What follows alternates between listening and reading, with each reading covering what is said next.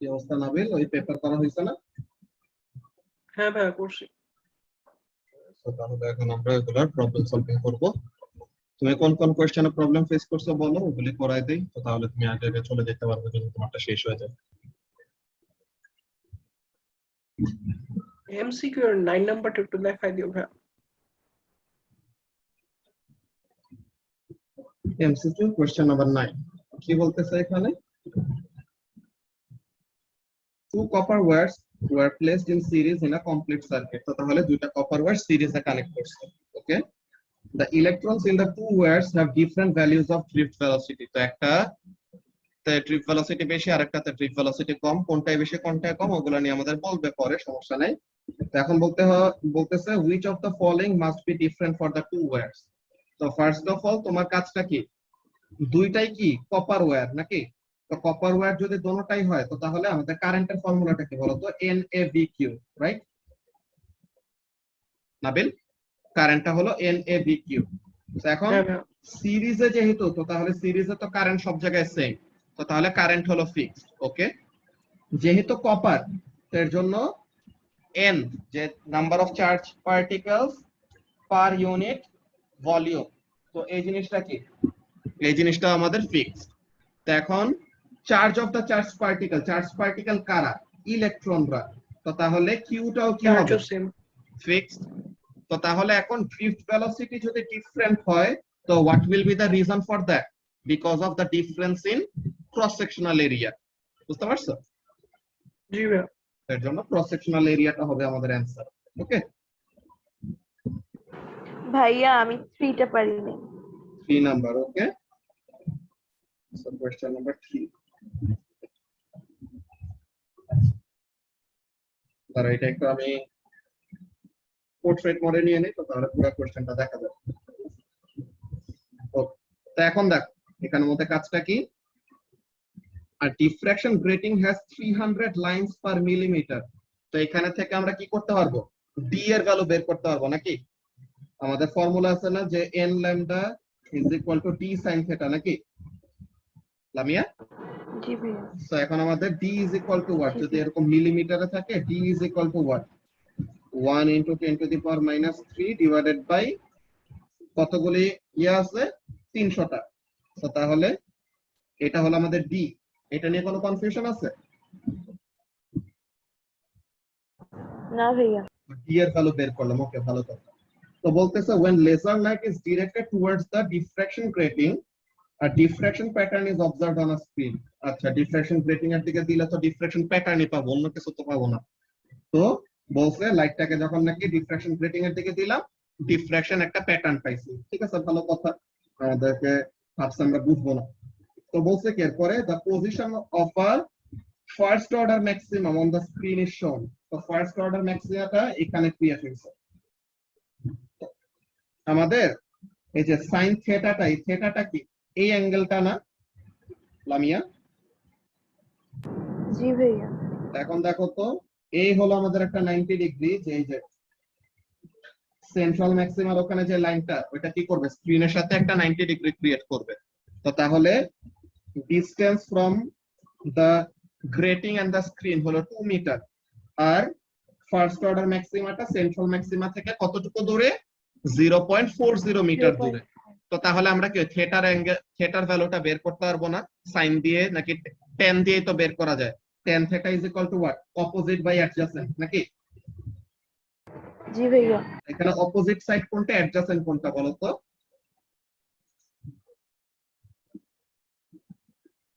tan theta is equal to opposite 0.40 metre আর adjacent 2 metre. Okay, so তাহলে অপোজিটটা হলো 0.40 আর অ্যাডজাসেন্টটা কি? অ্যাডজাসেন্টটা হলো তোমার 2.0 মিটার। ওকে, সো তাহলে এখানে আমাদের কাজটা কি? Theta is equal to 1 0.40 divided by 2 metre. তাহলে theta is equal to tan inverse 0.40 divided by 2.00। এই জিনিসটা হলো থিটা। তো এখন আমাদেরকে থিটা বের করে ফেলছে, ডি বের করে ফেলছে। তো আমাদের কাছে বলতেছে এটা কি?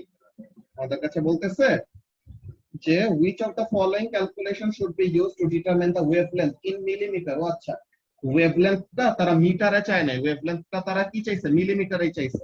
আমরা এই যে উপরে দেখো লামিয়া, আমরা এই যে উপরে 1 × 10⁻³ টা যে করতাম, এটা কিসের জন্য? এটা মিটার আর এটা মিটারের মিলিমিটারের জন্য। কনভার্সনটা, তাই না? যে মিলিমিটার থেকে মিটারে নেওয়ার জন্য এটা করতাম।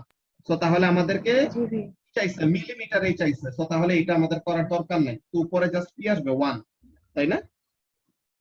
তো তাহলে ডি হবে কি জি 1/300। এটা কিন্তু জাস্ট, এটা একটু মাথায় রাখো যে এটা শুধু এই কোশ্চেনের জন্য স্পেসিফিক্যালি, যে এটাতে কি চাইছে, ওয়েভলেন্থটা মিলিমিটারেই চাইছে, মিটারে নিতে বলে নাই।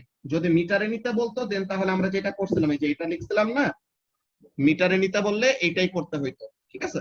তো যেহেতু বলছে মিলিমিটারেই রাখো ওয়েভলেন্থ, সমস্যা নাই, তো তাহলে এইভাবে রেখে দিছি। Okay, so D is equal to 1/300 আর theta is equal to tan inverse এত। তো তাহলে আমাদের ফর্মুলাটা কি, n lambda is equal to d sin theta. তো আমরা কি পড়ছিলাম মনে আছে, যে এখানের জন্য n টা কি, n টা তো হলো অর্ডার নাকি? তো এটা কত number order, first order, so n এর ভ্যালু কত, 1। লামিয়া, n এর ভ্যালু হলো 1, তো তাহলে জি ভাইয়া। Lambda is equal to d sin theta. তো d হলো 1/300 into sin theta, where theta is equal to this, বুঝতে পারছো? তো তাহলে sin theta divided D by হবে। 300, sin theta divided by 300 কোনটাই, কিন্তু এখানে theta is equal to sin inverse এত, এখানে theta is equal to tan inverse এত, তো কোনটা কারেক্ট? ডি। ডি। বুঝতে পারছো এখন? জি ভাইয়া। ওকে, তো তাহলে এটা ছিল কোশ্চেন নাম্বার 3 এর প্রবলেম। এরপরে এমসিকিউ তে কার কোন কোন জিনিসের প্রবলেম আছে? আশীর্বাদ দানকারী, সাইমা মনোয়ার, কোন প্রবলেম আছে এমসিকিউ তে?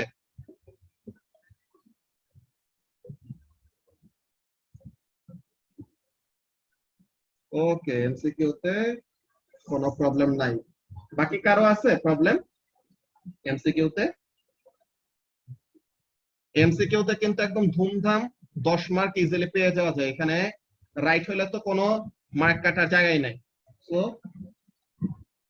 MCQ is very quick way to score marks, বুঝছো? যে আমার ভার্সিটির এক্সামে এমসিকিউ আসে, হ্যাঁ, তো কি থাকে, এমসিকিউ তে থাকে হলো 10 মার্ক, বাকি রিটেনে থাকে হলো 25 মার্কস।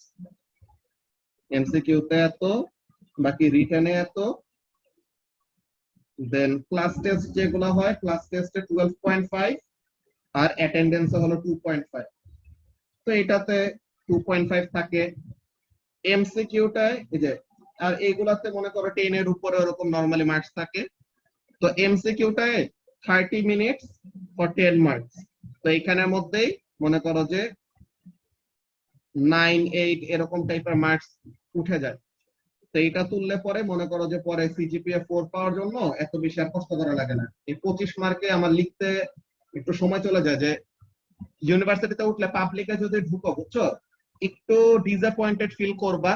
যদি আমরা উইলসের স্টুডেন্ট, তো উইলসের যারা টপার তারা এমনিতেই হ্যাবিচুয়েটেড, বাট ও লেভেলসে আমাদের অভ্যাস একটু বদলাই গেছে না সাইমা?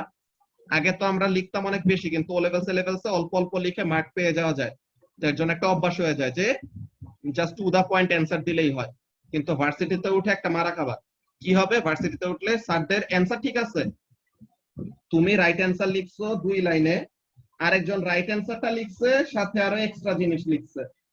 তো এখন তাদের কাছে একটা মার্কিং একটা স্কিম থাকবে না, যে জাস্ট এই পয়েন্টগুলো রাইট হইলেই মার্কস দিবে। তো তোমাকে 2 মার্ক দেওয়ার কথা, ওকেও 2 মার্ক দেওয়ার কথা, কিন্তু কি করবে, আচ্ছা ও তো বেশি লিখছে, তো ওকে এর জন্য 2 মার্ক, তুষার কম লিখছে তো তুষারকে এর জন্য 1.5। হুদাই মানে অ্যান্সার ওইটা তো দরকার নয়, ওইটা তো পার্ট অফ দ্য অ্যান্সারও না, খালি খালি মনে করো যে 0.5 মার্ক কম দেয়। এরপরে বুঝছি যে আচ্ছা ঠিক আছে, কার জন্য কিভাবে কি লিখতে হবে, তো এরকম প্রফেসর বুঝে বুঝে অমনে করে অ্যান্সার দিতে হবে, একটু অ্যাডজাস্ট করে নিতে হয়। বাট এই জিনিসটা আর কি উইয়ার্ড, যে বড় অ্যান্সার লিখলে পরে তারা মনে করে ভালো। ওকে, সো এমসিকিউ গুলি আমাদের গেল শেষ। এখন কোয়েশ্চেন নাম্বার 11। হ্যাঁ, marks for effort and hard work, আর এটা লিখতে যায় যে পরে অন্য কোয়েশ্চেন অ্যান্সার করার সময় থাকে না।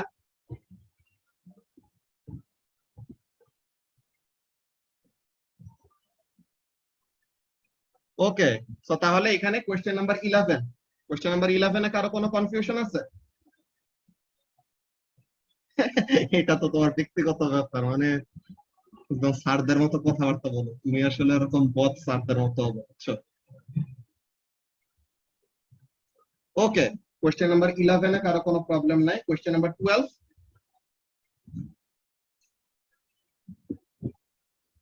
12 এর বি।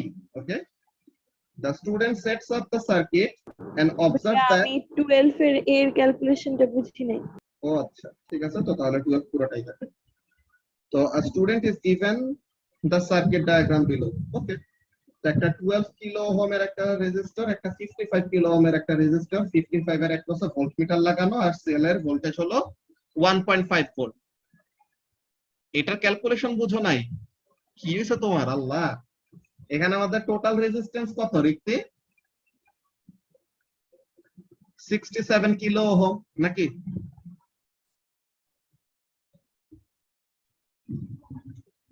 এখানে টোটাল রেজিস্ট্যান্স কত? 12 kilo ohm plus 55 kilo ohm, তো তাহলে এটা কত হবে? 67 কিলো ওহম। তো তাহলে current is equal to what? EMF divided by total resistance. তো তাহলে ইএমএফ হলো 1.5, টোটাল রেজিস্ট্যান্স হলো 67 কিলো ওহম। তো এখানে থেকে তুমি কারেন্ট পাবা। তো এখন তোমার ভোল্টমিটার রিডিংটা কি? V is equal two IR। সার্কিটটা তো সিরিজ, তো তাহলে কারেন্ট তো সব জায়গায় সেম। তো তাহলে এই হলো কারেন্ট, এই কারেন্টের ভ্যালু তার সাথে মাল্টিপ্লাই করবা কত? 55 ইনটু 10 টু দি পাওয়ার 3। তো তাহলে তখন ওখানে থেকে ভোল্টমিটার রিডিংটা পেয়ে যাবা, তাই না?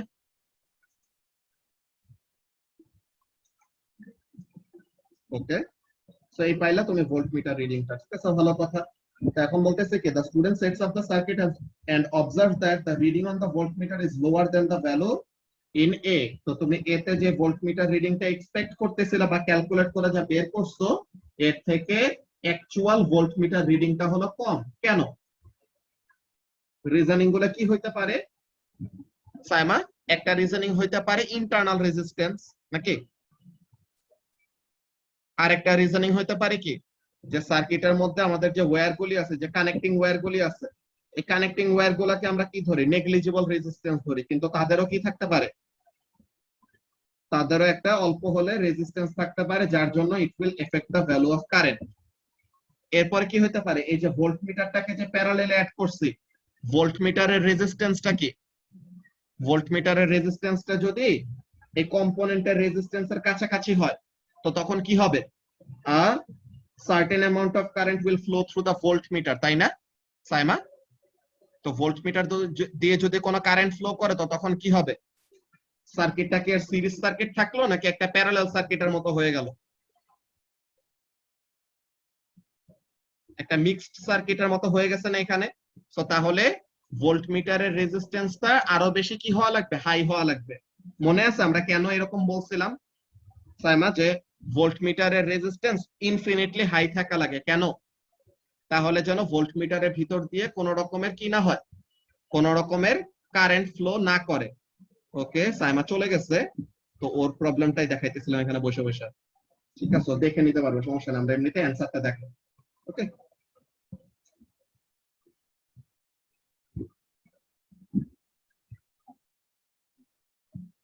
এই যে একটা হলো ইন্টারনাল রেজিস্ট্যান্স, ইন্টারনাল রেজিস্ট্যান্সের জন্য টার্মিনাল পিডি কমে যাবে। এটা কানেক্টিং ওয়্যারের রেজিস্ট্যান্স থাকতে পারে, যার জন্য তাদের একপাশে কিছু পিডি ড্রপ হবে। और ভোল্টমিটারের রেজিস্ট্যান্স কম, তো ভোল্টমিটারের রেজিস্ট্যান্সটা কম হয়ে গেল, তো তখন কি a certain amount of current will also flow through the voltmeter as well। Alright, so তাহলে একটা রিজন এন্ড তার এক্সপ্লেনেশন 2 মার্ক, আরেকটা রিজন আরেকটার এক্সপ্লেনেশন 2 মার্ক, তো 4 মার্ক পেয়ে যাব। ঠিক আছে রিক্তি, তো এটা পরে সাইমাকে বলে দিও, আর রেকর্ডেড ভিডিও থেকে এমনিও দেখতে পারবে। ওকে, ওয়াইফাই কম, বাইরে কি বৃষ্টি পড়ে নাকি?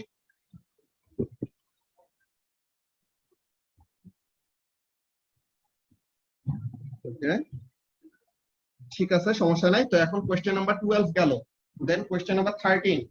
কোশ্চেন নাম্বার 13 এ কোনো প্রবলেম আছে? 13B এর মার্ক স্কিমের প্রথম পয়েন্ট একটু বুঝাই দিও।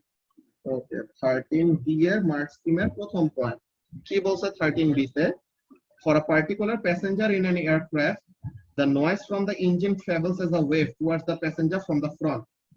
একটা সার্টেন প্যাসেঞ্জারের জন্য ইঞ্জিনের নয়েজটা এরকম স্ট্রেট আসতেছে। তো ANR, যে এটা নয়েজ ক্যান্সেলেশন সামথিং নাকি, এটা নয়েজ রিডাকশন। ওকে, তো নয়েজ রিডাকশন সিস্টেমের সাউন্ডটা কি করতেছে? সাইড দিয়ে আসতেছে, creates a sound wave that is directed towards the passenger from the side. তো তাহলে নয়েজ আসতেছে এই দিক দিয়ে, আর এটাকে ক্যান্সেল করার জন্য ANR সিস্টেম থেকে সিগন্যালটা আসতেছে সাইডওয়েজ। তো এখন বললো কি, explain how can this lead to the sound being cancelled by for one ear but louder for the other ear. যে একটা কানের জন্য ক্যান্সেল করে দিবে কিন্তু আরেকটা কানের জন্য কি করে দিবে? লাউড করে দিতে পারে।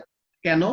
বিকজ এখানের মধ্যে কি হবে, যখন নাকি এই noise of the engine and sound from ANR system এটা যখন নাকি আসলো, তো তখন কি হবে? তাদের মধ্যে ইন্টারফিয়ারেন্স হবে না, নাবিল?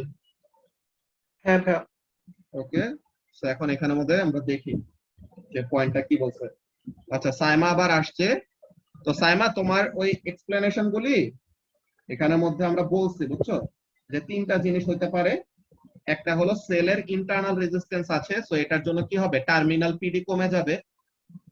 আর আমাদের যে কানেক্টিং ওয়্যার গুলি আছে তাদের একটা রেজিস্ট্যান্স থাকতেই পারে, যেগুলোকে আমরা নরমালি কি করি? নেগলিজিবল ধরি। তো তাহলে ওইটার জন্য কি হবে? পিডি কমে যেতে পারে। এন্ড ফাইনালি আরেকটা ব্যাপার যে আমরা পড়ছিলাম না, যে ভোল্টমিটারদের infinitely high amount of resistance লাগে নাকি? ওকে, ওইটাও দেখাচ্ছি, 13 এর বিও এখন করাইতেছি। তো ভোল্টমিটারদের ইনফিনিট অ্যামাউন্ট অফ রেজিস্ট্যান্স লাগে কেন? সো দ্যাট তাদের থ্রুতে কোনো কারেন্ট ফ্লো না করে। ওকে, তো ওই জিনিসটা। তো এখন 13 এর বি, তো 13 এর বি এর এখানে মার্ক স্কিমের ফার্স্ট পয়েন্ট কি জিনিস? Sound from ANR has to diffract to reach the farthest air. এই যে এখানের মধ্যে দেখো নাবিল, ANR এর এই যে সাউন্ডটা, এটা কোথায় আসতেছে? লেফট এয়ারে আসতেছে নাকি? বাম কানে আসতেছে না ডিরেক্টলি? হ্যাঁ ভাইয়া। তো বাম কানে আসতেছে। আর নয়েজটা তো কি হবে? নয়েজটা এরকম বাম কানে ডান কানে এরকম ভাবে আসবে, তাই তো? সাইমা বুঝতে পারতেছো কি বলতেছি? ইঞ্জিনের যে নয়েজটা, ইঞ্জিনের নয়েজটা মনে করো গ্রিন কালার দিয়ে আঁকি। ইঞ্জিনের নয়েজটা এরকম এসে বাম কানেও যাবে, ডান কানেও যাবে। আর ANR সিস্টেম থেকে যে নয়েজটা আসতেছে, এই নয়েজটা কি করবে? এই বাম কানেরটাকেও সে ক্যান্সেল করতে চাবে, এন্ড তার ঘুরে এরকম ডিফ্র্যাক্ট করে এসে কি করা লাগবে? এই কানের জন্য ক্যান্সেল করতে হবে নাকি? রাইট এয়ারের জন্য। নাবিল বুঝতে পারতেছো? হ্যাঁ ভাইয়া। ওকে, তো এখন এখানের মধ্যে কাজটা কি খেয়াল করো। এখানের মধ্যে ব্যাপারটা হলো এরকম, সো এই কানের এখানে ক্যান্সেল করাটা যত না ইজি হবে, এই কানের এখানে ক্যান্সেল করাটা কি হবে? কষ্ট হবে না? বিকজ ওখানে তো পুরো মাথাটা ঘুরে ওই দিক দিয়ে এসে কি করতেছে? ডিফ্র্যাক্ট করতেছে। আচ্ছা, সো ফার্স্ট অফ অল এই জিনিসটা যে ANR এর সাউন্ডটা কি করতে হবে? ডিফ্র্যাকশন করে ডান কানে পৌঁছাইতে হবে। তো তখন ওখানের মধ্যে কি হবে? Sound cancelled when destructive interference takes place, এটা তো বুঝছি।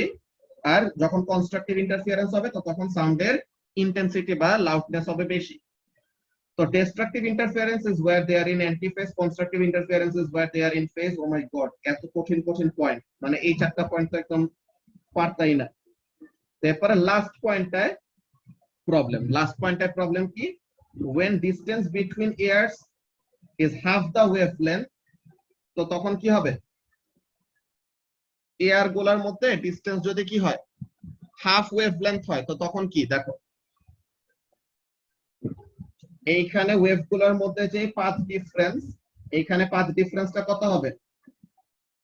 Half wavelength apart. তো এইখানে যদি ডিস্ট্রাকটিভ ইন্টারফিয়ারেন্স হয়ে থাকে, তো after another half wavelength path difference তখন কি হবে? কনস্ট্রাকটিভ ইন্টারফিয়ারেন্স হবে না সাইমা? অর যদি আমরা এমন বলি, কি বলি, এখানে পাথ ডিফারেন্স হলো 0 ল্যামডা, এখানে পাথ ডিফারেন্স হলো হাফ ল্যামডা, তো যেখানে পাথ ডিফারেন্স 0 ল্যামডা এখানে কি হবে? Constructive interference. আর যেখানে পাথ ডিফারেন্স হাফ ল্যামডা ওখানে কি হবে? ডিস্ট্রাকটিভ ইন্টারফিয়ারেন্স হবে।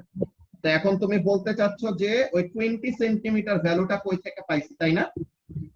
তো 20 সেন্টিমিটার ভ্যালুটা আমরা দেখি, আমাদের আগে কিছু দিছে না।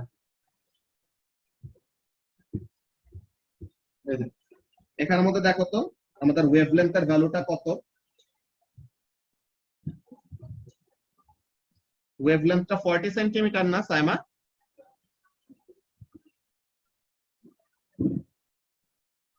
ওয়েভলেন্থ হলো 40 সেন্টিমিটার, তো তাহলে হাফ ওয়েভলেন্থ কত হবে? 20 সেন্টিমিটার হবে নাকি? বুঝতে পারলা যে 20 সেন্টিমিটার ভ্যালুটা কই থেকে পাইছে? তো এই হাফ ওয়েভলেন্থের ভ্যালুটা 20 সেন্টিমিটার লিখছে। যে যদি এটা হয় তো তাহলে কি হবে? এক কানে কনস্ট্রাকটিভ আর এক কানে ডিস্ট্রাকটিভ হবে। তো যেই কানে ডিস্ট্রাকটিভ ওখানে নয়েজটা ক্যান্সেল হয়ে যাবে, যেখানে কনস্ট্রাকটিভ হচ্ছে ওই কানে লাউড সাউন্ড শুনবে। ঠিক আছে নাবিল? বুঝছি ভাইয়া। ওকে, তো তাহলে এটা ছিল আমাদের কোশ্চেন নাম্বার 13,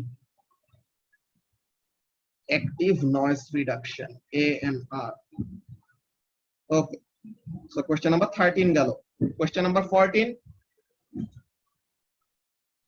কোশ্চেন নাম্বার 14 নিয়ে কারো প্রবলেম আছে?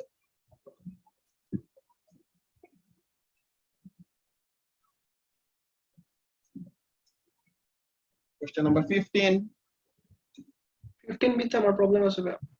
15B, okay, so 15B, the Bohr model can be used to predict an approximate radius for an atom. The equation for radius for hydrogen is this: Planck's constant squared into k divided by pi me square. এখানে কোনটা কি represent করে?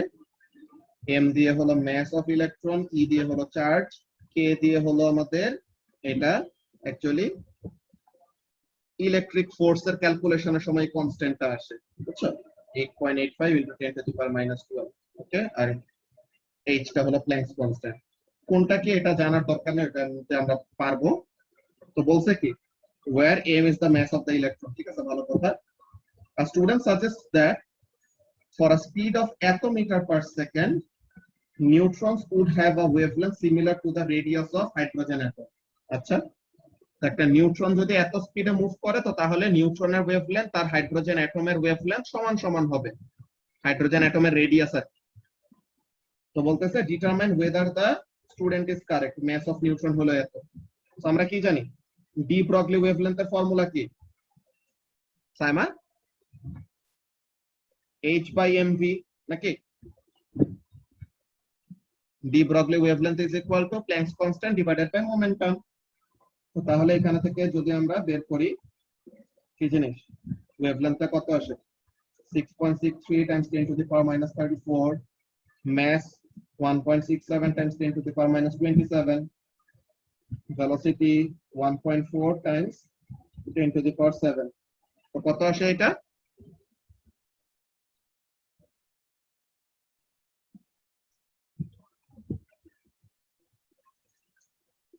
একটু calculator বসে একজন বইল।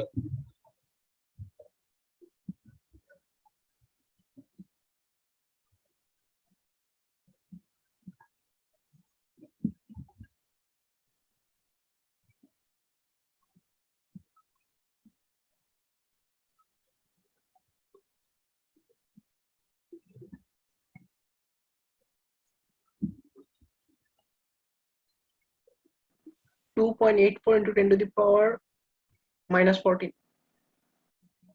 2.8 কত? 84 into 10 to the power minus 14 metre. Okay, তো তাহলে এটা হলো ওয়েভলেন্থ আসলো।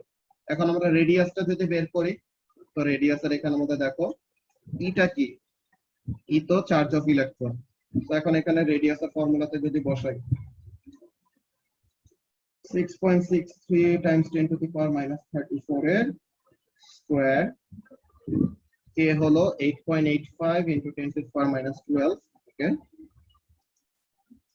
আচ্ছা এর ডি ব্রগলি ওয়েভলেন্থ এর কি লাইক কোন ডেরিভেশন বা কিছু আছে? না ডেরিভেশন এসব কিছু নাই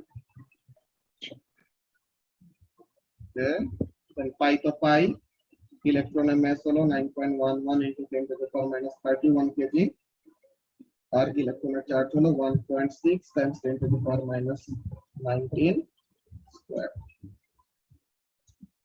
এটা কত আসে 5.3 10 to the power minus 11 5 point কত 3 into 10 to the power minus 11 তো তাহলে এটা তো 1000 এর মতো ডিফারেন্স আসে 1000 টাইমস তো এখানে তো স্টুডেন্টটা কারেক্ট করার কথা না দেখি কি বলছে কত 16 বি না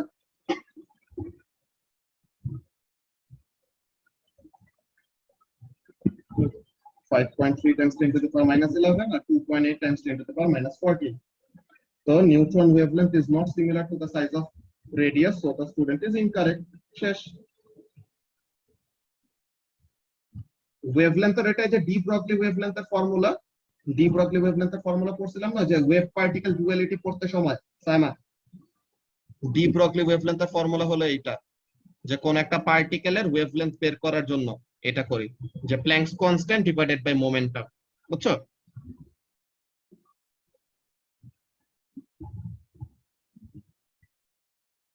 এই ফর্মুলা আগে না লিখে থাকলে এখন লিখে ফেলো যে de Broglie wavelength is equal to Planck's constant divided by momentum okay এখন কি বুঝতে পারছো সাইমা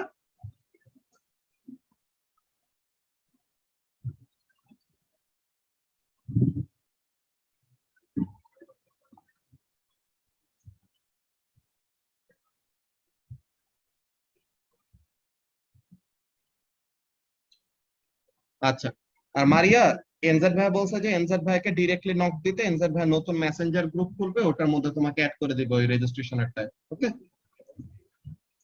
আচ্ছা আচ্ছা ওকে তাহলে এটা গেল আমাদের কোশ্চেন নাম্বার 15 এখন কোশ্চেন নাম্বার 16 কোশ্চেন নাম্বার 16 এ কারো কোনো প্রবলেম আছে হ্যাঁ কইরা দাও এটা নাম্বার 16 করে দেব ওকে কোশ্চেন নাম্বার 16 কি মোমেন্টাম নিয়ে কি নিয়ে আচ্ছা refraction okay let's see the speed of sound in water varies with depth আচ্ছা depth এর সাথে sound এর speed vary করে কিভাবে as shown in figure a আচ্ছা depth যত বাড়তেছে speed তত কমতেছে depth যত বাড়তেছে speed তত কমতেছে depth যখন কত 900 মিটার তখন হলো স্পিড সবচেয়ে মিনিমাম দেন আবার 900 মিটার থেকে আবার যখন ডেপথ বাড়া শুরু করছে তখন আবার কি হইতেছে স্পিড একটু আবার বাড়া শুরু করছে তাই তো প্যাটার্ন দেখে এতটুকু যা বুঝলাম then sound produced at a depth of 900 meter initially travels towards the water surface as the sound approaches a depth of 700 meter it changes direction and follows the path shown to the point P in the diagram so তাহলে কি হয় 900 metre নিচে থেকে যদি কোন একটা sound produce করে বুঝছো তো তখন সে কি করবে ফার্স্টে সারফেসের দিকে যাইতে নিবে দেন আবার 700 মিটারের ওখান থেকে সে আবার কি করবে রিফ্লেক্ট করে এরকম নিচে চলে আসবে ফেরত চলে আসবে তো তার মানে 900 মিটার নিচে থেকে তুমি যদি কোন একটা সাউন্ড প্রডিউস করো সে কি করবে না সারফেস অফ দ্য ওয়াটার পর্যন্ত পৌঁছাইতে পারবে না বিকজ ওখানের মধ্যে কি আছে একটা ডেনসিটি কন্ট্রাস্ট আছে বুঝছো এরকম টাইপের কিছু যার জন্য ডিফারেন্ট দুইটা মিডিয়াম হিসেবে কাজ করে এমন টাইপের ডিফারেন্ট দুইটা মিডিয়াম হিসেবে কাজ করে এগুলা যখন নাকি তোমরা বড় হবা ওশনোগ্রাফি নিয়ে পড়লে পরে কয়টা ব্যাপার জানবা কি হয় যে আমাদের sea water okay sea water তো এমনিতে তো সল্টি গ্যাস বা টেম্পারেচারের ভেরিয়েশন থাকে নিচে থাকবে কোন ওয়াটার গুলি ঠান্ডা পানিগুলি উপরে থাকবে কোন ওয়াটার গুলি গরম পানিগুলি তো তাহলে উপরে হলো আমাদের লেস ডেন্স নিচে হলো আমাদের মোর ডেন্স তো মোর ডেন্স থেকে লেস ডেন্স এর দিকে যাইতে সময় যদি অ্যাঙ্গেল অফ ইনসিডেন্সটা ক্রিটিক্যাল অ্যাঙ্গেলের থেকে বড় হয় তো তখন কি হবে? টোটাল ইন্টারনাল রিফ্লেকশন হবে না নাবিল? হ্যাঁ ভাইয়া। তো এইখানের মধ্যে এমন টাইপের কিছু একটা হচ্ছে যার জন্য কি 900 মিটারের ওখান থেকে আমরা সাউন্ড ওয়েভ এমিট করলাম, কিন্তু ওইটা কি করতে পারলো না, সারফেস পর্যন্ত না যেয়ে 700 মিটারের ওখান থেকে আবার রিফ্লেক্ট করে নিচে চলে আসতেছে, সামথিং লাইক দ্যাট। তো কি বলে আমরা দেখি, এই প্রায়র নলেজ তোমাদের থাকা না থাকা ম্যাটার করে না, যাই দরকার কোশ্চেনে দিয়ে দিবে। দেখো কি বলতেছে, explain why the sound follows the path shown in figure B. Your answer should refer to refraction and the diagram A. So তাহলে refraction and diagram A নিয়ে আমাদেরকে অ্যানসার করতে বলছে। তো এখন এখানের মধ্যে refraction and diagram A নিয়ে আমরা কি কি বলতে পারি? তুমি স্পিডের ব্যাপারটা দেখো, 900 মিটারটা কি একটা লো ভেলোসিটি মিডিয়াম নাকি? 900 মিটারের এখানে ভেলোসিটিটা হলো কম, আর 700 মিটারের এখানে কি ভেলোসিটিটা হলো বেশি। তো তাহলে একটা লো ভেলোসিটি মিডিয়াম থেকে কোথায় যাচ্ছিল? একটা হাই ভেলোসিটি মিডিয়ামের দিকে যাচ্ছিল, তাই না? So the sound wave was traveling from where? 900 metre region থেকে 700 মিটার রিজিয়নের দিকে যাচ্ছে। 700 metre region is a high velocity medium and 900 meter is a low velocity medium, or more specifically density দিয়েও যদি বলতে পারি। ডেনসিটি আমরা বলবো না, জাস্ট তোমাদেরকে বোঝানোর জন্য বলতেছি যে যেখানে ডেনসিটি বেশি ওখানে আমাদের কি হবে, স্পিড বেশি, কি বলে স্পিড কম, ওরকম। তো ডেনসিটির ওটাতে আমরা না যাই, ভেলোসিটিটাতেই থাকি। তো এই হলো ব্যাপার। একটা লো ভেলোসিটি মিডিয়াম থেকে একটা হাই ভেলোসিটি মিডিয়ামের দিকে যাইতে সময় রিফ্র্যাকশনটা কি হবে? away from the normal নাকি? The sound will be refracted away from the normal. তো away from the normal refraction হইতে সময় যদি কি হয়, টোটাল ইন্টারনাল রিফ্লেকশন হয়, তাহলে শুধু কি করবে, 700 মিটারের ওখান থেকে আবার নিচে ফেরত আসবে আর কি, সামথিং এরকম। দেখি 16 এর এখানে 5 মার্ক, অনেক বড় অ্যান্সার। তো কি বলতেছে, idea that when wave rises from 900 meter depth they speed up. তো এটা একটা যে স্পিডের ডিফারেন্সটা নিয়ে বলবো। Carving is due to change in speed being gradual, যে চেঞ্জ ইন স্পিডটা কি হচ্ছে, আস্তে আস্তে হচ্ছে, তো এর জন্য এরকম একটা কার্ভিং একটা নেচার। তো ওয়েভ গুলো কোথায় যাবে, লো ভেলোসিটি থেকে হাই ভেলোসিটি মিডিয়ামে গেলে অ্যাওয়ে ফ্রম দা নরমালে যাবে। তো angle of incidence exceeds the critical angle, তো তখন কি হবে, total internal reflection takes place. তো এখানের মধ্যে আমাদের 5টা মার্কের পয়েন্টগুলো কি কি বুঝতে পারছো? একটা হলো স্পিডের যে ডিফারেন্স আছে ওই জিনিসটা নোটিস করা, 1 মার্ক। দেন আমাদের কি, not a sudden change in direction as there is a gradual change in speed। এই যে দেখো, আমাদের নরমালি যদি ইয়ে হইতো, অন্য সময় টোটাল ইন্টারনাল রিফ্লেকশন কেমন দেখতাম, এই যে এই গেল দেন হিট করে এই ফেরত চলে আসলো, একদম স্ট্রেট পাথ। কিন্তু এখানে কি গ্রাজুয়ালি, যে একটু এরকম যাচ্ছে, দেন এরকম বলতে গেলে 700 মিটারের ওখানে প্যারালেলের মতো হয়ে গেছে, দেন আবার কি করছে, ফেরত আসছে। অন্য সময় কেমন দেখতাম, এরকম টাইপের রিফ্লেকশন দেখতাম, যে একদম শার্প একটা রিফ্লেকশন। কিন্তু এখানে শার্প রিফ্লেকশন না দেখে কি দেখছি, গ্রাজুয়ালি এরকম আসছে। কেন? বিকজ এখানে মধ্যে দেখো, তারা যে গ্রাজুয়াল চেঞ্জ ইন স্পিডের কথাটা বলছো, এটা মানেটা কি ওটা বুঝাই দেয়। অন্য সময় কি থাকে, এইটা একদম পুরাপুরি মিডিয়াম 1, এটা একদম পুরাপুরি মিডিয়াম 2। তো মিডিয়াম 1 পুরাটা ইউনিফর্ম, মিডিয়াম 2 পুরাটা ইউনিফর্ম, আলাদা একটা। সো এই টোটাল ইন্টারনাল রিফ্লেকশন। কিন্তু আমাদের এই পানির মধ্যে কি হইতেছে, 900 মিটারে একরকম স্পিড, 850 মিটারে আরেক রকম স্পিড, 800 মিটারে আরেকটু ডিফারেন্ট স্পিড, 750 মিটারে আরেকটু ডিফারেন্ট স্পিড। তো আস্তে আস্তে আস্তে আস্তে স্পিডটা কি হইতেছে, চেঞ্জ হইতেছে। পুরাটা একটা কি না, ইউনিফর্ম মিডিয়াম না। বুঝতে পারতেছো নাবিল কি বললাম? জি ভাইয়া বুঝছি। তো তাহলে স্পিডের চেঞ্জটা গ্রাজুয়াল দেখে আমাদের কি হয় না, অ্যাব্রাপ্ট রিফ্লেকশন হয় না, এটা কি হয়েছে, আস্তে আস্তে করে কার্ভ করে দেন নিচে নামছে। এন্ড কেন নামছে ওইটা হচ্ছে, এটা বললাম যে টোটাল ইন্টারনাল রিফ্লেকশনের জন্য। বুঝতে পারছো? তো তাহলে এই জিনিসটা গেল ফার্স্টে আমাদের এ নাম্বার 16 এর। দেন তুমি এখানে মধ্যে একটা জিনিস জিজ্ঞাসা করতে পারো, আচ্ছা না এখানে মধ্যে ওরা দেয় নাই, করা যাইতো আর কি, যে তুমি যদি চাইতা তুমি ক্রিটিক্যাল অ্যাঙ্গেলের ভ্যালু বের করতে পারতা ভেলোসিটির রেশিও গুলা দিয়ে। বি নাম্বারে বলতেছে এটা কি, sound that travels in a straight line from the source to point P takes longer to arrive than the sound that travels along the path shown in figure B. কি হয়েছে? তো straight মারলে সময় লাগে বেশি,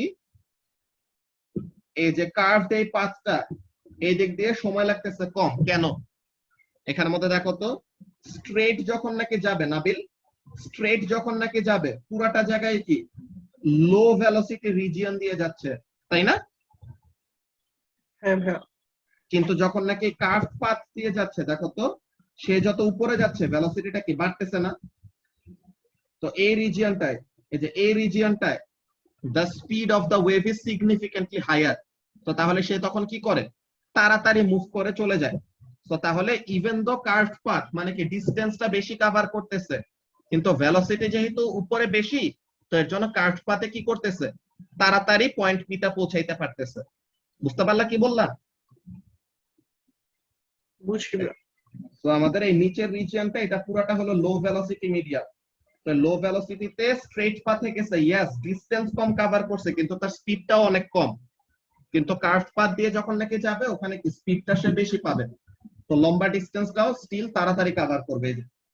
path in diagram B is longer, যে কার্ভড পাথে ডিসটেন্স বেশি কভার করবে, yes, but sound travels faster in diagram B, ওই পাথ ফলো করলে বেশি স্পিডে ট্রাভেল করবে, বিকজ উপরে সে কি পাচ্ছিল, বেশি স্পিডে ট্রাভেল করতে পারতেছিল এর জন্য। তো এই জিনিসটা গেল আমাদের বি নাম্বারে। এই জিনিসটা খুবই মজা, এগুলো তোমরা যদি আসলে জিওফিজিক্স পড়ো, হ্যাঁ জিওফিজিক্স পড়লে পরে এই জিনিসটা খুবই খুবই ইন্টারেস্টিং।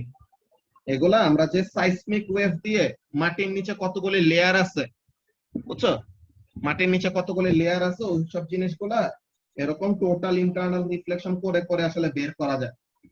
তো এটা একদম সিমিলার এরকম কাজ, যেগুলো খুবই ইন্টারেস্টিং কয়েকটা জিনিস তোমাদের কোশ্চেন পেপারে অ্যাড করছে, অনেক মজা। ওকে 17 নাম্বার করে দিব রিক্তি, সমস্যা নেই। তো এরপরে সি নাম্বার যেটা দেখতেছি, সি নাম্বারটা কি, suggest two factors that might cause speed of sound to vary with the depth of the sea. একটা কি হবে, একটা হবে টেম্পারেচার, রাইট, টেম্পারেচারের ভেরিয়েশনের জন্য, আর একটা কি হইতে পারে, আর একটা হইতে পারে আমাদের ডেনসিটি ভেরিয়েশনের জন্য, এরকম।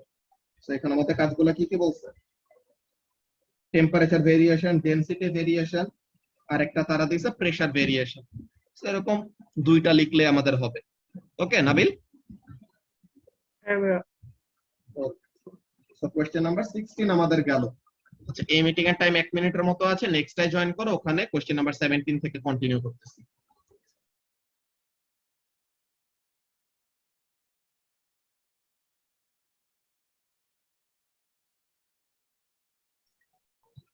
Okay, so now question number 17. Question number 17 দেখে কি বলছে। A student investigated how the frequency of vibration of a string varies with tension in the string. যে আমাদের সোনোমিটার এক্সপেরিমেন্টটা, তো সোনোমিটারের কাজ আর কি। কি বলতেছে দেখো, the student connected meshes to one end of the string and attached the other end to a vibrator as shown. So তাহলে ভাইব্রেটরটা একটা সার্টেন ফ্রিকোয়েন্সিতে কি করবে, length of the string K oscillate করাবে, and there will be a hanging mesh যেটা একটা tension apply করবে আর কি।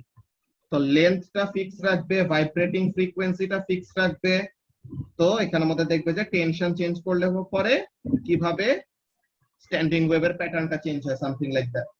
তো কি বলছে, a signal generator was connected to the vibrator. তো তাহলে সিগন্যাল জেনারেটর দিয়ে কত ফ্রিকোয়েন্সিতে তাকে অসিলেট করাবো এটাকে আমরা কন্ট্রোল করতে পারবো। The signal generator was adjusted until a stationary wave was produced in the string. তো তাহলে স্ট্রিং এর মধ্যে এরকম একটা স্ট্যান্ডিং ওয়েভ ক্রিয়েট করতেছে আর কি। কতগুলা লুপ এটা জানি না, জাস্ট এমনিতে র্যান্ডম একটা আঁকলাম। তো বলতেছে the stationary wave had nodes at both ends. তো দুইটা এন্ডে নোড আছে, ওকে ভালো কথা। of the vibrating string of length capital L and an antinode in the middle. তো তাহলে একটা সিঙ্গেল লুপওয়ালা এরকম।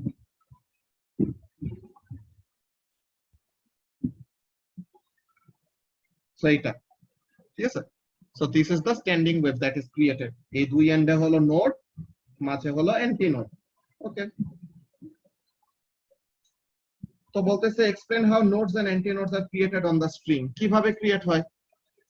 এই যে সিগন্যাল জেনারেটরটা ভাইব্রেটরটাকে ভাইব্রেট করাইতেছে, ভাইব্রেটরটা ভাইব্রেট করলে স্ট্রিংটাকে ভাইব্রেট করাবে, স্ট্রিংটা ভাইব্রেট করলে ওয়েভ পাস হবে, ওয়েভটা যে পুলিতে হিট করলো, পুলিটা কি একটা রিফ্লেক্টিং সারফেস নাকি রিক্তি? তো পুলি থেকে ওয়েভটা কি হবে? রিফ্লেক্ট হবে। তো তাহলে ভাইব্রেটরের ওয়েভ আর পুলি থেকে রিফ্লেক্টেড ওয়েভ তাদের মধ্যে কি হবে? ইন্টারফিয়ারেন্স হবে। সো দুইটা অপোজিটলি ট্রাভেলিং ওয়েভ যদি কোহেরেন্ট হয় তো তাদের ইন্টারফিয়ারেন্সের জন্য কি হবে? জায়গায় জায়গায় কনস্ট্রাকটিভ, জায়গায় জায়গায় ডিস্ট্রাকটিভ ইন্টারফিয়ারেন্স হবে। তো যেখানে কনস্ট্রাকটিভ ওখানে অ্যান্টিনোড ক্রিয়েট হবে, যেখানে ডিস্ট্রাকটিভ ওখানে কি ক্রিয়েট হবে? নোড ক্রিয়েট হবে, তাই না? সো স্টেশনারি ওয়েভ কিভাবে ক্রিয়েট হয় ওটার এক্সপ্লেনেশন দিব বেসিক্যালি। এই যে two oppositely travelling waves, nodes are points of zero amplitude, যেটা কখন হয়? ডিস্ট্রাকটিভ ইন্টারফিয়ারেন্সের সময় ক্রিয়েট হয়। আর antinodes are point of maximum amplitude, যেটা কোথায় ক্রিয়েট হয়? কনস্ট্রাকটিভ ইন্টারফিয়ারেন্সের সময় ক্রিয়েট হয়। সো এটা গেল আমাদের এ নাম্বার। বি নাম্বারের এখানে কি বলতেছে? 5 মার্কস এর question. The student changed the weight applied to the string and adjusted the frequency f of the signal generator until the same stationary wave was set up on the string. Okay, same stationary wave আবার set up করলো। তো বলতেছে the graph plotted of f square against w. তো বলতেছে explain why the graph was a straight line through the origin. তো এখন এখানের মধ্যে কাজটা কি? দেখো আমাদের ফর্মুলাগুলো কি দিয়ে দিচ্ছে, এটা আমাদেরকে যে ফর্মুলাগুলি দিয়ে দেয়, ফর্মুলা শীটটাকে ইউজ করতে পারতে হবে। কেমন জিনিস খেয়াল করো, একটা হলো ওয়েভ ইন আ স্ট্রিং, যেটা কি root over tension by mu, তাই তো? তো ওয়েভ ইন আ স্ট্রিং হলো root over tension by mu, এটা হলো ভেলোসিটি, আর একটা হলো এফ ল্যাম্ডা। সো এই দুইটা নিয়ে আমরা কাজ করব। সরি, কোশ্চেনের মধ্যেই ছিল। তো এখন এখানের মধ্যে দেখো তো, এখানে আমাদের কতটুকু ওয়েভ ক্রিয়েট হয়েছে বলো তো? এখানে ওয়েভলেন্থটা কত? Half of the wave create হয়েছে না রিক্তি? সো এখানে কি the length of the string is equal to lambda by 2, তাই তো? সো তাহলে এখানে length of the string হলো lambda by 2, ঠিক আছে, ভালো কথা। তো তাহলে lambda is equal to কি হবে? So lambda is equal to 2L। তো এখন আমরা যদি এখানের মধ্যে দেখি কি জিনিস, এখানে L is equal to lambda by 2, so lambda is equal to 2L, এটা হলো একটা ব্যাপার। তো আমরা জানি V is equal to F lambda, আবার V is equal to root over tension by mu। so তাহলে কি লেখা যায়? so frequency into wavelength is equal to এটা, এখন frequency is equal to 1 by lambda into tension by mu। এখন lambda মানে কি? 1 by 2L। টেনশনটা কার জন্য? ওয়েটের জন্য। আর এখানে হলো মিউ। তো এখানের জন্য কাজটা কি আসে দেখো তো, ইকুয়েশনের দুই পাশে যদি আমরা স্কয়ার করি তো কি হয়? f square is equal to 1 by 2L square into এখানে w আর মিউ এর উপর থেকে রুট ওভারটা কি হবে? উঠে যাবে। So f square is equal to 1 by 4L square into 1 by mu into w, তাই তো? So এখন comparing with the equation of a straight line y is equal to mx plus c, তো এখানে plus কিছু নাই, তো plus হলো 0, তো তার মানে অরিজিন দিয়ে পাস করবে। x অ্যাক্সিস এ হলো ওয়েট মানে টেনশন, আর y অ্যাক্সিস এ হলো ফ্রিকোয়েন্সি স্কয়ার। তো তাহলে এইটা আমাদের কি দিবে? গ্রেডিয়েন্ট। সো গ্রেডিয়েন্টের প্রত্যেকটা জিনিস কি constant, length of the string হলো fixed, mass per unit length হলো ফিক্সড। সো তাহলে গ্রেডিয়েন্ট হলো কনস্ট্যান্ট। তো কোন লাইনের গ্রেডিয়েন্ট কনস্ট্যান্ট হয় ঋত্বি? একটা স্ট্রেট লাইনের গ্রেডিয়েন্ট কনস্ট্যান্ট হয়, তাই তো? সো গ্রেডিয়েন্টের ভ্যালু হলো কনস্ট্যান্ট, y ইন্টারসেপ্ট হলো 0। তো গ্রেডিয়েন্টের ভ্যালু কনস্ট্যান্ট মানে একটা স্ট্রেট লাইন, আর এই স্ট্রেট লাইনটা কই দিয়ে পাস হবে? অরিজিন দিয়ে পাস হবে। সো এটা হলো আমাদের রিজনিং, বুঝতে পারছো? এই যে v is equal to f lambda, v is equal to root over tension by mu। দেন এই ফর্মুলাটাতে এতটুকু আসলাম, দেন টেনশনকে ওয়েট দিয়ে রিপ্লেস করলাম। তো এখন মিউ আর ল্যামডা এগুলো কি কনস্ট্যান্ট, বা মিউ আর লেন্থ এগুলো হলো কনস্ট্যান্ট। তো y equal to mx plus c এর সাথে কম্পেয়ার করলাম, এরপরে হয়ে গেছে। ঠিক আছে, তো এটা হলো আমাদের বি নাম্বার। সি নাম্বারের জন্য কি বলছে? Describe a method that can be used to confirm that the frequency value stated on the signal generator is correct। তো তাহলে সিগন্যাল জেনারেটরে যে ফ্রিকোয়েন্সির ভ্যালুটা দেওয়া, ওই জিনিসটাকে আমরা কিভাবে করে টেস্ট করতে পারি। তো তাহলে এখানের মধ্যে আমরা কাজটা কি করব? ওই ফ্রিকোয়েন্সির আমরা ভ্যালুটা অন্য ওয়েতে বের করার ট্রাই করব। কিভাবে? এখানের মধ্যে আমরা যদি দেখি কাজটা কি, সিগন্যাল জেনারেটরটাকে অসিলোস্কোপের সাথে কানেক্ট করলাম। দেন ওখানে থেকে কি করব, অসিলোস্কোপে আমাদের কি আসবে? অসিলোস্কোপে আমাদের যে প্যাটার্নটা আসলো, ওখান থেকে কি পাবো? টাইম পিরিয়ড বের করতে পারবো। যে অসিলোস্কোপে যেই উইগলটা আসবে, তো অসিলোস্কোপের থেকে কি করব? টাইম পিরিয়ড বের করব। 1 বাই টাইম পিরিয়ড করলে কি আসবে? ফ্রিকোয়েন্সি আসবে। অর যেটা আরেকটা প্রসিডিওর লেখা, এই প্রসেসটা ভাইব্রেশনটাকে ভিডিও ক্যামেরা দিয়ে রেকর্ড করব। দেন ওখানে থেকে দেখবো একটা কমপ্লিট অসিলেশনের জন্য কতটুকু সময় লাগে, দেন ওখানে থেকে ফ্রিকোয়েন্সি বের করব। এরপরে কোশ্চেন নাম্বার 17 ডি, এটাতে কি বলছে? ওয়েট হলো 80 নিউটন, ফ্রিকোয়েন্সি হলো 659 hertz, calculate the mass per unit length wire length is equal to এত। সো তাহলে এখানের মধ্যে কাজটা কি? আমরা তো ফ্রিকোয়েন্সি আর এইসবের ফর্মুলা বের করে রাখছি, যে frequency squared is equal two 1/2L into 1/mu Times W, তাই না? এখানে থেকে মিউটা বের করে ফেলি। So mu is equal two, আচ্ছা 2L না, এটা কত হবে? 4L square. So 1/4L square into 1 by frequency squared into W. So 1/4 into 0.328 squared into 1/659 squared into 8.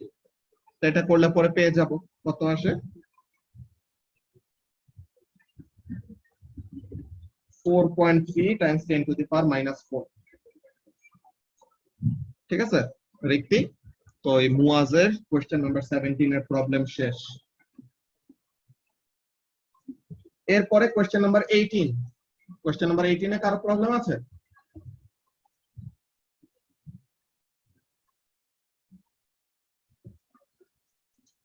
Question number 19 ও 19 নাই, এটাই লাস্ট।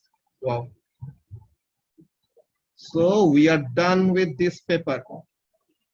ইউনিট 2 থেকে বাকি কোশ্চেন পেপার গুলি শেষ। সাইমা 18 এর এ, আচ্ছা 18 এর এতে প্রবলেম আছে, ফার্স্ট এটা দেখাই কি বলছে, একটু বিটা দেখাই দিও।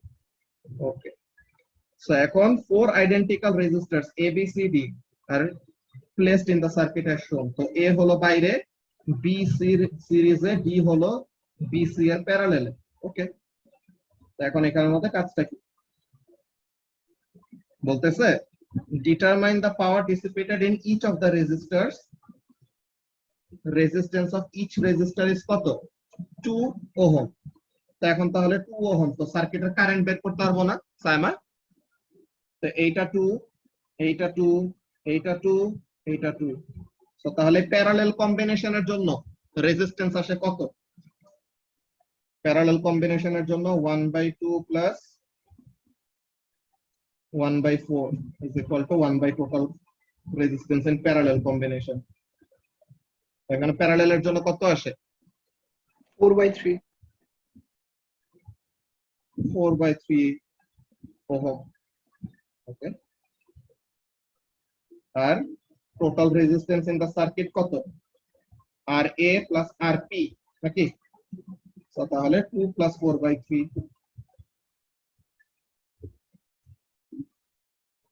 তার মানে কত?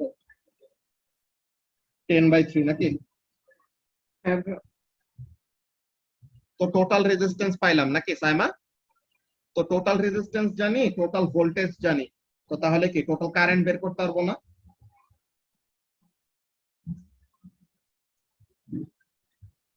তাহলে কারেন্টটা কি আসবে? 3 অ্যাম্পিয়ার, তাই তো?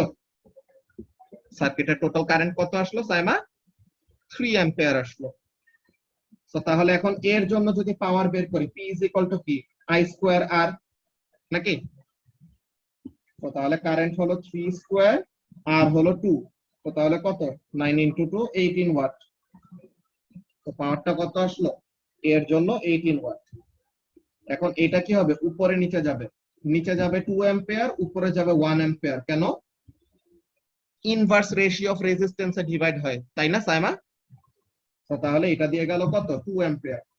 সো এই যে P is equal two I square R। তো তাহলে I হলো এখানে 2, R হলো 2, তো তাহলে 8 ওয়াট। দেন উপরে এখানের জন্য কত হবে?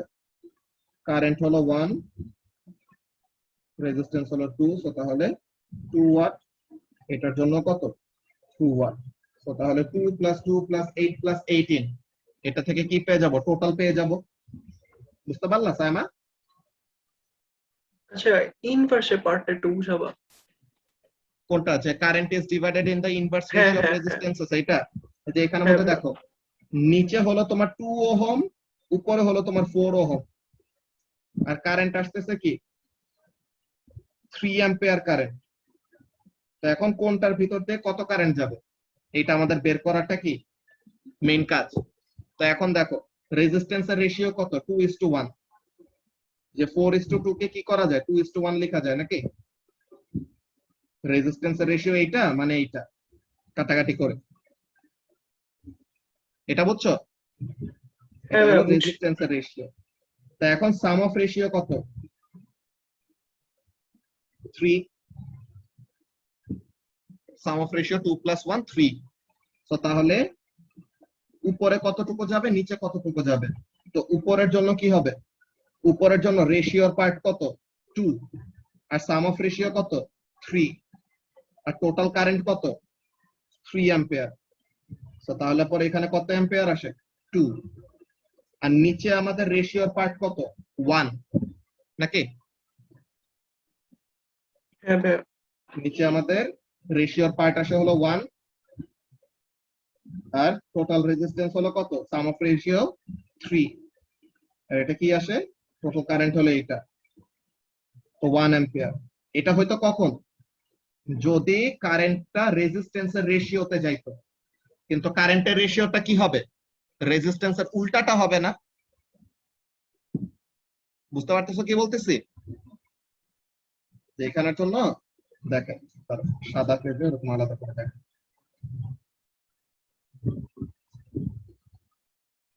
অনেক বড় সাদা জায়গা আছে। তো এখন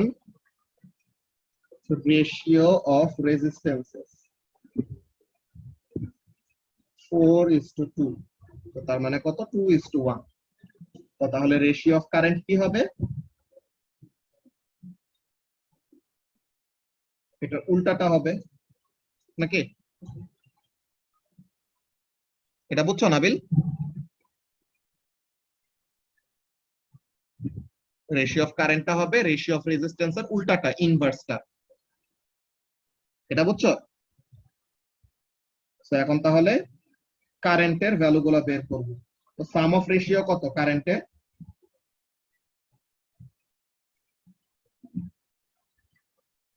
সাম অফ রেশিও 3, তাই তো নাবিল? হ্যাঁ ভাইয়া। ওকে, তো তাহলে সাম অফ রেশিও হলো 3। তো এখন So current through first loop কি হবে? ফার্স্ট লুপের কারেন্টের রেশিওতে কত আছে? 1, আর সাম অফ রেশিও কত? 3, আর মাল্টিপ্লাইড বাই কি হবে? টোটাল কারেন্ট কত এখানে? 3 অ্যাম্পিয়ার, তাই না?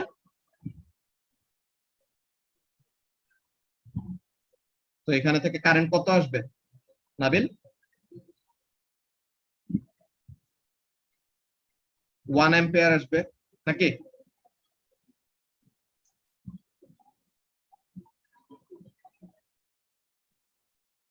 এটা কি বুঝতে পারতেছো? হ্যাঁ ভাইয়া বুঝছি এটা। তো তাহলে so current through the sorry so I through second loop এর রেশিওর পার্ট কত? 2, আর সাম অফ রেশিও কত? 3। তো কারেন্ট হলো এইটা। তাহলে নিচের লুপে যাবে 2 অ্যাম্পিয়ার কারেন্ট, উপরের লুপে যাবে 1 অ্যাম্পিয়ার কারেন্ট। বুঝতে পারলা? হ্যাঁ ভাইয়া বুঝছি। যদি এটাতে প্রবলেম হয় অন্য একটা কাজ করতে পারো, যেহেতু 6 মার্ক দিছে হ্যাঁ আমি ভোল্টেজ দিয়ে করছি। হ্যাঁ হ্যাঁ ভোল্টেজ দিয়েও করতে পারো, ওই জিনিসটা বলতেছিলাম যে যদি এটাতে রেশিওতে সমস্যা হয় তো তাহলে ভোল্টেজ দিয়ে করতে পারো, বাট এটাতে খুবই তাড়াতাড়ি হয়ে যায় আর কি। সাইমা বুঝতে পারছো এখন পাওয়ার গুলি?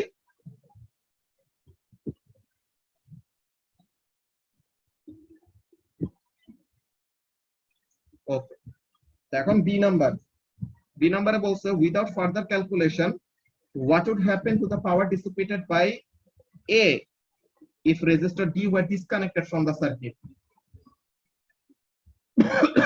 এখন ব্যাপারটা খেয়াল করো সবাই, রেজিস্টর ডি টা, হ্যাঁ এই জিনিসটা আমি মুছে দিয়ে আবার পরে নিয়ে আসবো।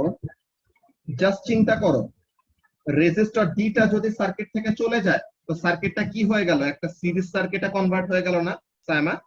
তখন রেজিস্ট্যান্স অফ দ্য সার্কিট বাইরে যাবে আর কারেন্ট কমে যাবে। Exactly. Total resistance of the circuit will increase, so the total current will decrease. তো কারেন্ট কমে গেলে রেজিস্টর এর তো রেজিস্ট্যান্স ফিক্সড, তো তাহলে P is equal to I square R। তো কারেন্ট যদি কমে যায় তো তাহলে রেজিস্ট্যান্স কি হলে, কারেন্ট যদি কমে যায় আর রেজিস্ট্যান্স যদি ফিক্স থাকে তো তাহলে পাওয়ারের ভ্যালু কি করবে? কমে যাবে। বুঝতে পারলা বুঝছি ভাইয়া। এই জিনিসটা? ওকে, এটা ছিল বি নাম্বারে। ওকে, সো তোমাদের ইউনিট 2 এর বুকলেটের কোন রকমের প্রবলেম আছে যে ইউনিট 2 এর বুকলেটের কোন স্পেসিফিক কোশ্চেন পারো নাই অর সামথিং? লামিয়া, রিক্তি?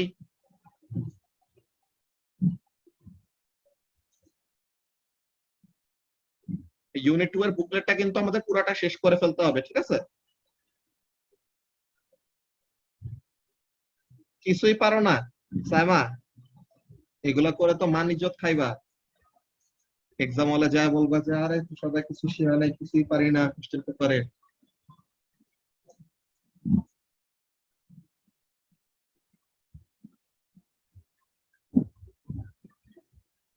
আচ্ছা যেগুলা কালকের যেগুলা মকটা কি আবার মিক্সড হবে নাকি স্পেসিফিক ইউনিটের না উপর না, হবে? কালকের মক জাস্ট ইউনিট 2 এর, যে এই উইকে আচ্ছা জাস্ট ইউনিট 2 করছি তো এর জন্য কালকের মক আচ্ছা জাস্ট ইউনিট 2। ওকে সাইমা, আর কিছু না পারলে তো ওগুলা জিনিস দেখাইতে হবে, যেটাই পারো না বুকলেটের ওইটাই দেখাবা। ওকে, এই 10 দিনের মধ্যে, যে অগাস্টের 15th এর মধ্যে যেই ইউনিট 2 এর বুকলেটে প্রবলেম আছে ইউনিট 2 এর এগুলো শেষ করতে হবে, ঠিক আছে? যদি কোনোটা থাকে আর কি, আর তুমি তো কিছুই পারো না, এর জন্য তোমার তো প্রবলেম অনেক বেশি থাকার কথা, কিছু যদি না পারো। ওকে, সো বাকি সবাইও বুকলেটটা তাড়াতাড়ি করে শেষ করে ফেলবা ইউনিট 2 এর, সো দ্যাট আমরা। হ্যাঁ অলস লাগে, নিজের প্রবলেম দেখাই তো অলস লাগে, আর আমি বসে বসে ক্লাস নেই প্রতিজনের প্রবলেম দেখাই, মানে কি অবস্থা। ভাইয়া আমার একটা ক্লাসরুমে একটা প্রবলেম আছে, এটা দেখাতে পারবা? মানে মকের মধ্যে। মকের মধ্যে? Okay.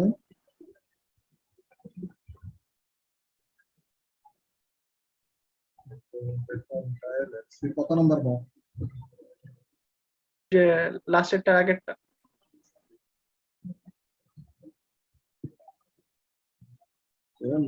ওই যে আনসার্টেনিটি মক যেটা সেকেন্ডটা ফার্স্টের থেকে ওকে সো জুলাই 9 ওটাই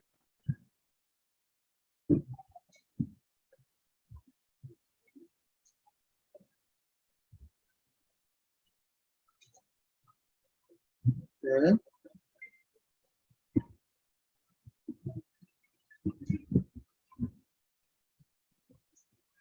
73 পাইছি 53 73 66 সমাধানের প্রবলেম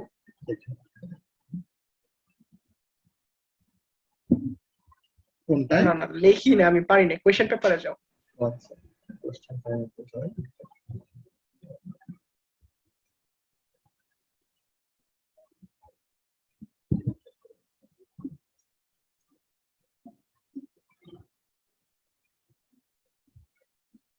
কত নম্বরটা 15 নম্বরটা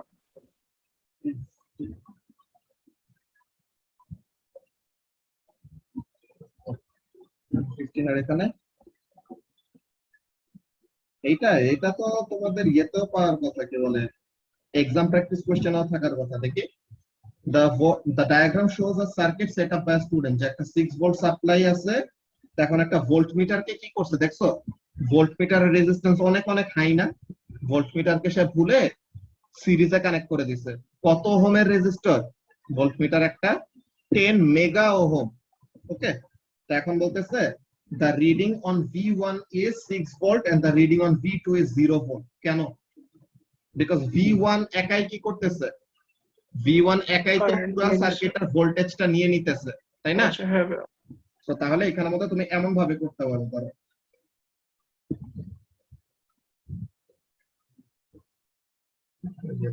করি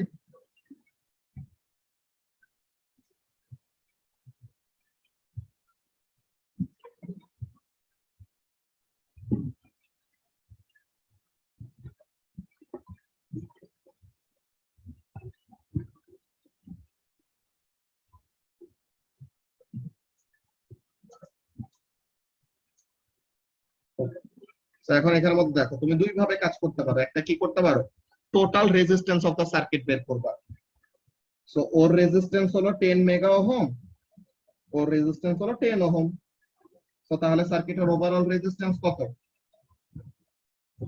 10 into 10 to the power 6 plus 10 নাকি নাবিল হ্যাঁ ভাইয়া টোটাল রেজিস্ট্যান্স হলো এটা সো তাহলে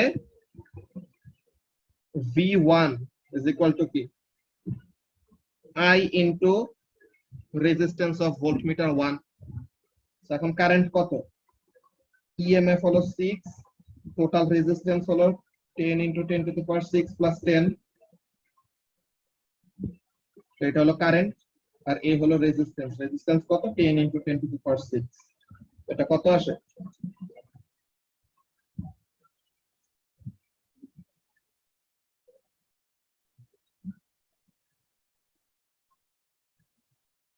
ব্র্যাকেট গুলো ঠিকমতো ইউজ করো যে প্লাস আছে ওখানে নিচে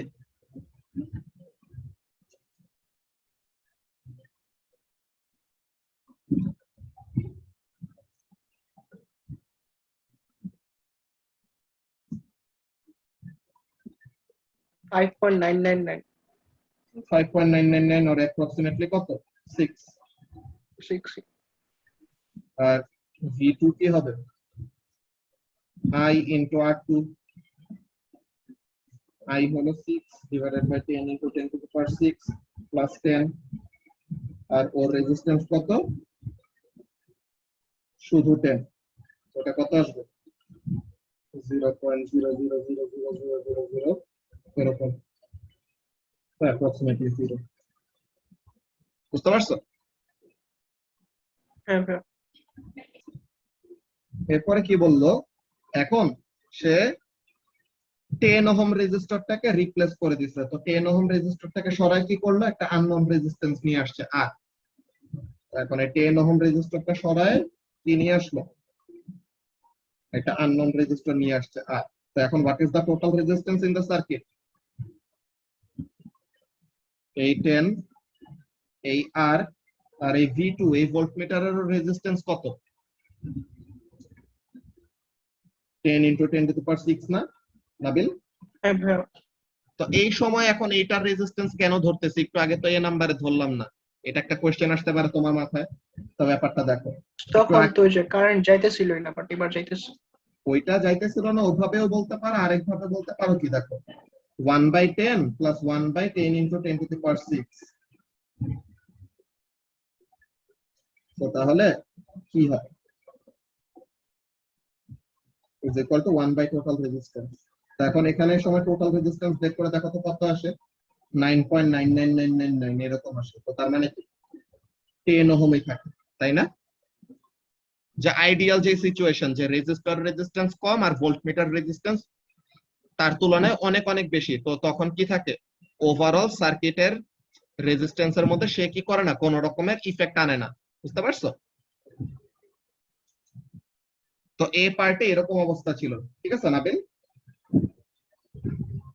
তো এ পার্টেও আমরা কি করছিলাম, V2 এর রেজিস্ট্যান্সটাকে কনসিডার করছিলাম, বাট V2 এর রেজিস্ট্যান্সটা 10 ওহমের রেসপেক্টে এতই বেশি ছিল যে তার কোন রকমের ইফেক্ট আসে নাই সার্কিটে।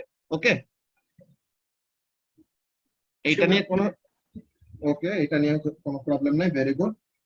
তো এখনের কাজটা কি, এখন আমরা কেন V2 টাকে এরকম কনসিডারেশনে নিচ্ছি? বিকজ আমরা তো আর এর ভ্যালু জানি না। আর এর ভ্যালু যদি অনেক বেশি হয়, হ্যাঁ, আর এর ভ্যালু যদি অনেক বেশি হয়, তো তাহলে তো কি হবে, সব জাস্ট আর পাবে না, V2 এর ভিতর দিয়েও কোন রকমের কি করতে পারে, কারেন্ট ফ্লো করতে পারে। তো এটা কি একটা প্যারালাল একটা ব্রাঞ্চ, সার্কিটটা এরকম হয়ে গেছে বেসিক্যালি, যে একটা 10 মেগা ওহমের রেজিস্টর, একটা আননোন রেজিস্টর, আর একটা 10 মেগা ওহমের রেজিস্টর। বুঝতে পারলা? এখন তাহলে আর এর ভ্যালু কত এটা বের করতে বলছে, ঠিক আছে? যে টোটাল ভোল্টেজ সাপ্লাই হলো 6। তো এখানের মধ্যে কাজটা কি, এখানের মধ্যে কাজ আমরা এরকম করব, কি করব দেখো। So total resistance in the circuit কি হবে, প্যারালাল ব্রাঞ্চের জন্য রেজিস্ট্যান্সটা কি হয় দেখো, 1/R + 1/10 × 10⁶, নাকি is equal to 1 by parallel ব্রাঞ্চের রেজিস্ট্যান্স। তো প্যারালাল ব্রাঞ্চের রেজিস্ট্যান্স কত হয় দেখো তো,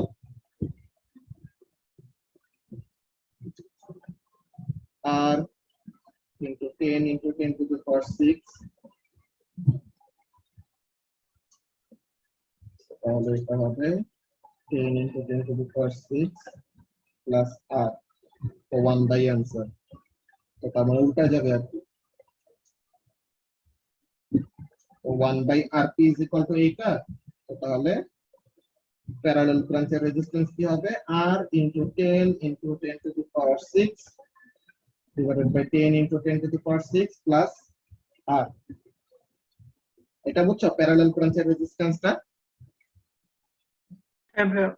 ওকে, তো তাহলে প্যারালাল ব্রাঞ্চের রেজিস্ট্যান্স হলো এত, ঠিক আছে, ভালো কথা। তো প্যারালাল ব্রাঞ্চের রেজিস্ট্যান্স জানি। তো এখন এই প্যারালাল ব্রাঞ্চের ওখানে ভোল্টেজ আসতেছে কত? আচ্ছা, এখানে অলরেডি আসলে আমাদের একটা এত কমপ্লিকেশনে যাওয়ার দরকার ছিল না। এখানে দেখো V1 এর ভোল্টেজ দিয়ে দিছে কত দেখো তো নাবিল, 4। সো V1 যদি 4 ভোল্ট পায়, তো তাহলে এখানে থেকে আমরা কারেন্ট বের করতে পারবো না সার্কিটে। হ্যাঁ ভাইয়া। তো তাহলে সার্কিটের কারেন্ট বের করে ফেললাম এখান থেকে, যে V1 হলো 4 আর রেজিস্ট্যান্স হলো কত,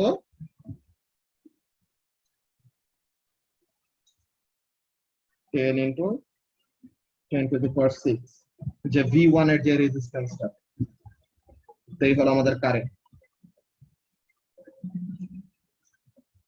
তো এখন এখানের মধ্যে কাজটা দেখো, এই কারেন্টটা কি হবে, এই কারেন্টটা আমাদের প্যারালাল ব্রাঞ্চে এসে ডিভাইড হবে। আচ্ছা ঠিক আছে, এটা প্যারালালের কাজটা দিয়ে করলেই বেটার। তো এখন V2 কত আসবে, V1 যদি 4 হয়, টোটাল ভোল্টেজ কত নাবিল? ভোল্টেজ তো 6 ভাইয়া। টোটাল হলো 6, V1 একা পেয়ে যাচ্ছে 4, তো তাহলে বাকি থাকে কত? 2 থাকে। 2। তো তাহলে এই 2 ভোল্ট কে পাবে? এই দুইজন তো প্যারালালে আছে, তো দোনোজনই 2 ভোল্ট করে পাবে নাকি? হ্যাঁ ভাইয়া। তো তাহলে এখানের মধ্যে কাজটা দেখো। তো তাহলে দুইজনে 2 ভোল্ট করে পাচ্ছে। তো এখন আমরা জানি V2 ইজ ইকুয়াল টু কি? I into R2। তো এখন এখানের মধ্যে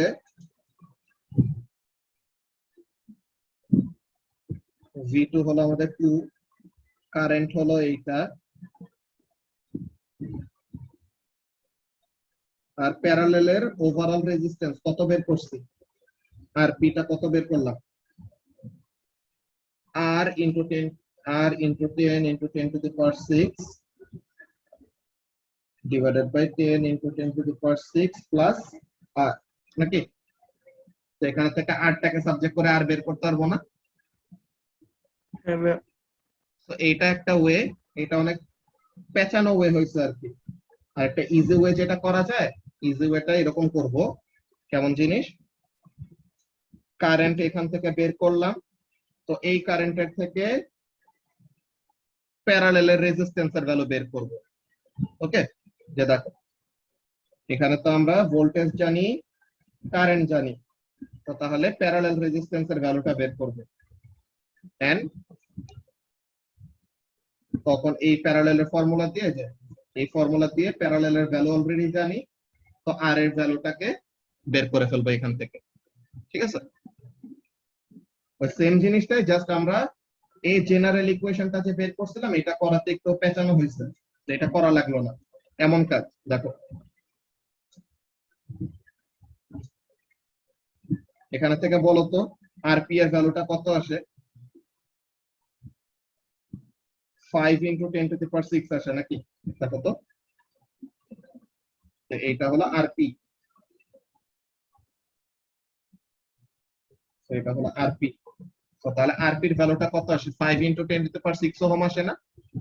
দেখো তো,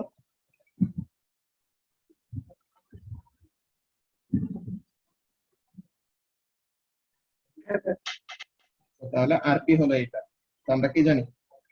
1 by RP is equal to 1 by 10 into 10 to the power 6 plus 1 by r, যেটা বের করব। So 5 into 10 to the power 6 minus 10 into 10 to the power 6 is equal to 1 by r। তো এখানে থেকে কি r এর ভ্যালুটা আরো ইজিলি বের হয়ে যাইতেছে, বুঝতে পারছো এখন? হ্যাঁ ভাইয়া বুঝছি। হ্যাঁ, এটা ছিল তোমার 15 নাম্বারটা।